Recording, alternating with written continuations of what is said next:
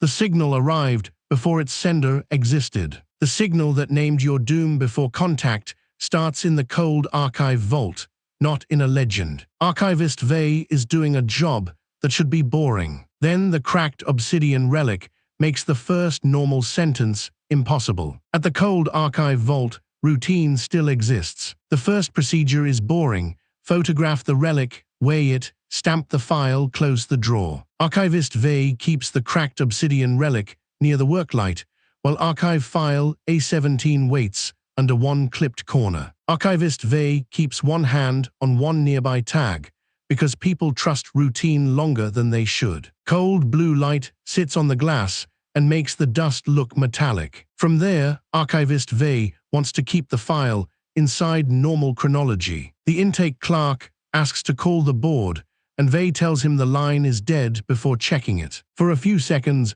the practical answer still has a chance. Someone checks the latch, the clock, or the catalog number, and that ordinary check comes back wrong. The argument becomes physical. Vey locks the pressure door with one hand on the red lever. The clerk once, too loudly, then stops when the file prints tomorrow's date. The first useful change is not a theory. The drawer opens an inch after the lock engages. The intake clerk closes one record and keeps one hand over the page. Writing it down would make it harder to undo. By contrast, Archivist Vey makes the kind of choice people defend later. Vey files the relic as recovered instead of received. The clerk pays first. The archive loses tomorrow's measurements before anyone records today's. The clerk holds one hand against the table. The result is already in the room. Under pressure, the clerk tries to make the moment sound procedural. It does not work. The obsidian piece does not move. The room around it changes because the file is not older than the archive. It is waiting for the archive to catch up. The old label stays on one record, and Archivist Vey has to carry it anyway. Past midnight, the clerk now has to live inside the Rasu LT. Nobody gets a speech. They get the drawer, opens an inch after the lock engages. The intake witness tries the ordinary fix first.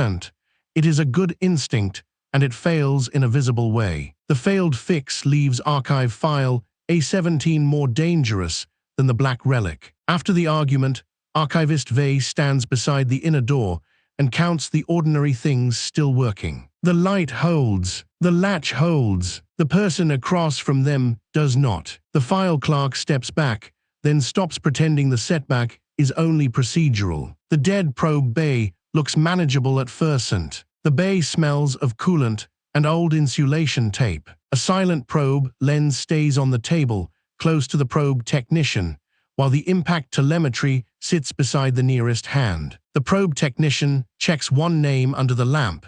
The ordinary motion gives everyone one more second. Green diagnostic light pulses across a lens that should be dark. The technician wants to cut the feed before the board can classify it. The technician refuses Vey's order to replay the signal because the lens is reflecting a room behind them. No one panics yet. That would make the problem official. He pulls the data cable out hard enough to bend the pins. The night archivist keeps saying it is a mirror problem until she sees herself missing from the reflection. The room answers with a practical change.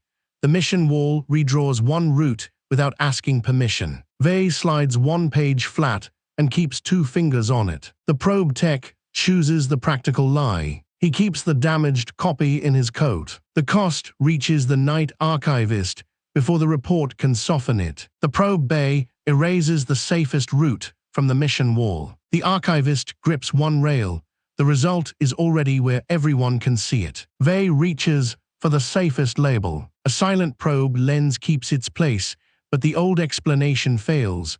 The lens has photographed the ruin from inside the archive. The old word stays on the page, and the feed technician has to walk it forward. The technician tries to undo the harm by returning to ordinary procedure. The procedure refuses to help. The impact telemetry records the cost anyway.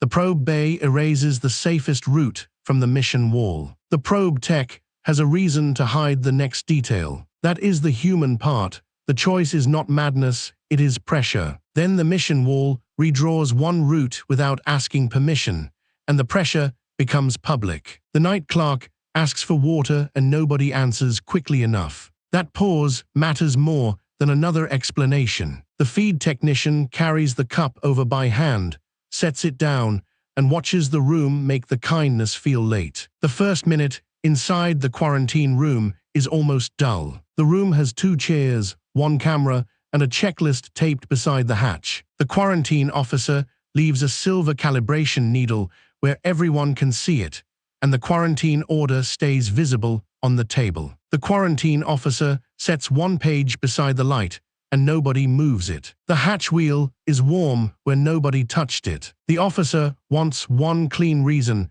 to let the staff leave. The officer argues with the board for 3 minutes while the needle points through the sealed wall. Everyone gives the ordinary explanation 1 last second. She puts the needle under a glass cup and weighs the cup down with her badge. Vey does not shout. That makes the officer feel worse. After that, the record has a new shape.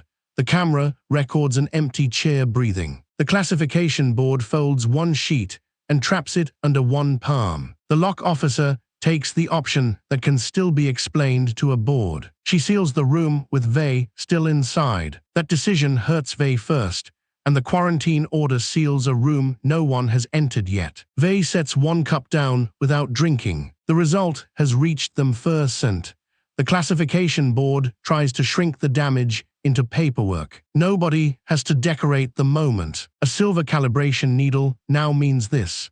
The order names the officer as witness 6 hours before she signs it. The old name stays under the clip, but the quarantine chief can no longer trust it. Vey keeps moving because stopping would become an answer. After that, the order names the officer as witness 6 hours before she signs it. The quarantine room gives them 1 quiet minute. Someone checks a latch, a switch, a seal, or a timestamp. The check should end the argument. Instead, the order seals a room no one has entered yet. The next mistake is practical. The officer closes the outer hatch before the count is finished. The board notices, reaches for the handle, and leaves their hand there too long. The moonside dig shelter gives them a normal surface to hold onto. Outside, the dust storm is ordinary enough to be useful. The expedition transcript rests where nobody can pretend not to see it, while the survey lead keeps 1 hand near a bone white map tile. The survey lead counts 3 marks on 1 tag,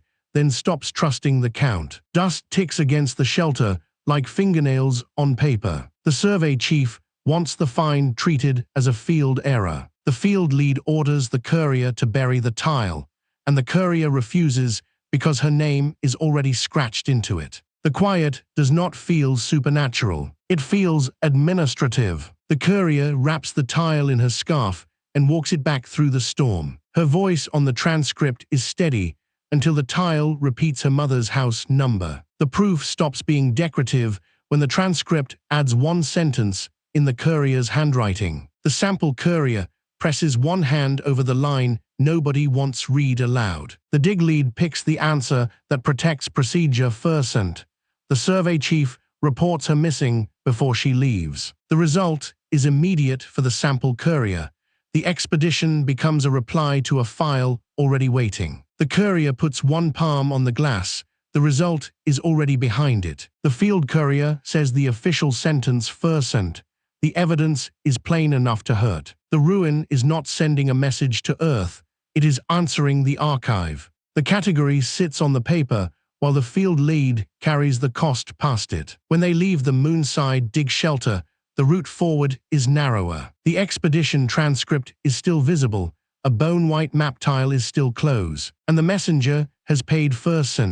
The courier understands the cost before the senior people do. Nobody calls it revelation. They are too busy deciding who has to touch a pale map tile next. Nobody has a speech ready. The field courier wipes dust from 1 sleeve and keeps looking at the floor. The dig lead lowers their voice because the quiet is easier to survive than certainty. Nothing in the catalog mezzanine announces itself as history. The mezzanine is quiet enough that every stamp sounds rude. The sealed drawer tag remains the only thing nobody wants to move, while the chronology correction lies flat in the working light. The catalog supervisor steadies one hand on the desk. Routine holds for another breath. Burnt paper smell climbs through the ladder well. The catalog supervisor wants the drawer deleted from the public index. The supervisor orders the junior analyst to sign a false correction, and the analyst signs it with the wrong hand. The sensible answer is still alive barely. The supervisor burns the duplicate card in an ash tray. The analyst, an apology to the card after it is already ash. What matters is the change left behind. The drawer tag appears on a shelf that had no drawer. The junior analyst moves one chair back and keeps the page in reach. The supervisor does not mean to hurt anyone. The analyst sends the coordinate to the recovery crew anyway. By the time anyone argues motive, the analyst is already carrying the cost. The catalog board loses authority over its own numbering system. The junior clerk watches one light change. The result no longer needs permission. The catalog clerk tries to keep the problem inside the form. The sealed drawer tag becomes harder to touch after that because the archive is no longer preserving the event. It is scheduling it. Across the margin, the old label stays under the catalog supervisor's hand until the hand moves %.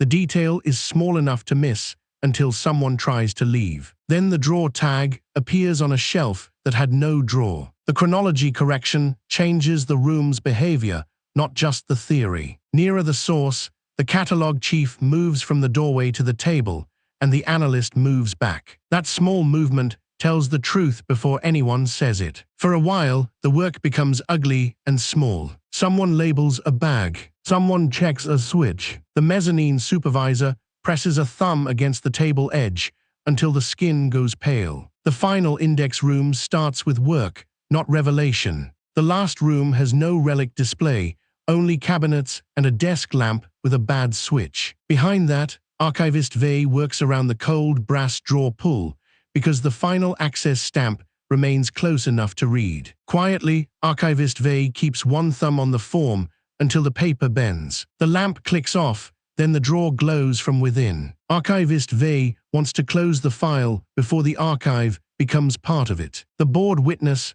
refuses to stamp the closure after seeing tomorrow's dust on his sleeve. Nobody wants to be first to name the wrongness. Vey pulls the drawer open with both hands. The witness backs into a cabinet and apologizes to nobody. The event becomes usable evidence when the second file is already dated tomorrow. The board witness pins one corner down until the paper stops shaking. Archivist Vey makes one useful mistake. Vey reads the coordinate aloud. What follows is not symbolic for the archivist.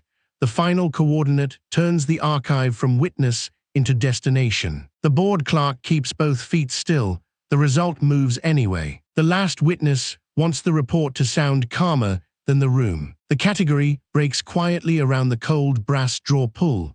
The archive was not chosen because it found the relic. It found the relic because it had already answered. The old word remains on the form, and Archivist Vey has to sign around it. A decision is not bigger. It is meaner. Archivist Vey can protect the report or protect the archivist, and the room has already made both choices expensive. The board clerk reaches for the drawer pull as if it is only evidence. It is heavier than the story anyone wants to tell. By the time the second file is already dated tomorrow, the old version of events is no longer usable. The last witness tries to leave with the first acceptable version. Archivist Vey blocks the doorway, not dramatically, just enough to make the lie wait in the room with them. The clerk asks for one more check because fear sounds better in procedural language. Archivist Vey allows it. The result is worse because the file is not older than the archive.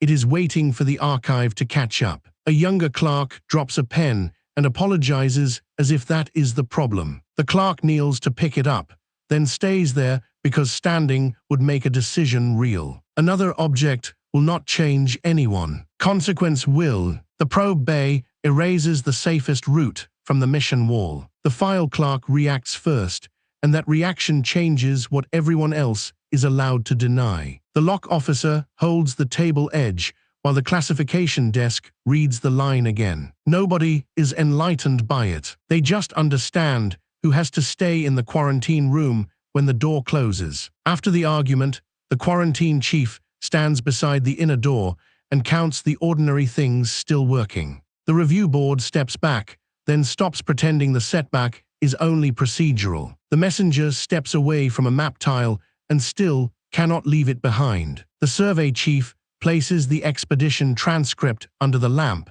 and the ordinary room stops feeling available. The junior clerk pulls the nearest chair back without sitting down. That tiny retreat matters. It gives the supervisor enough space to make the wrong useful choice. The catalog chief closes the outer hatch before the count is finished. The catalog clerk notices, reaches for the handle, and leaves their hand there too long. Archivist Vey opens the folder, closes it, and opens it again. The second look is worse, because the second record is dated 1 day ahead. The clerk touches the object under glass with 2 fingers, then wipes those fingers on their sleeve. The gesture is small. It is also the first honest vote in the room. Archivist Vey presses a thumb against the table edge until the skin goes pale. Vey sets the impact telemetry beside a silent probe lens and tries to keep both hands flat. The flat hands are a lie. Everyone sees it. The officer crosses the quarantine room too quickly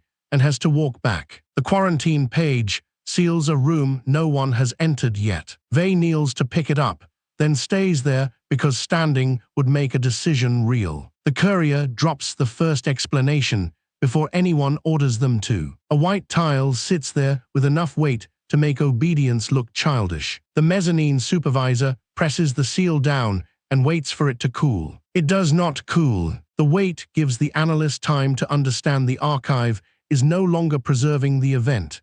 It is scheduling it. After the argument, the supervisor stands beside the inner door and counts the ordinary things still working. The junior clerk steps back, then stops pretending the setback is only procedural. The archivist carries the final access stamp across the room like it might spill. By the time it reaches the table, the board clerk has already lost the cleaner version. The final image is simple. Archivist Vey remains in the final index room with the brass handle close enough to touch. The archive does not solve the file. It proves the file was opened before the event it records. The new file is marked with tomorrow's date. Then the archive sealed the chart and opened a second file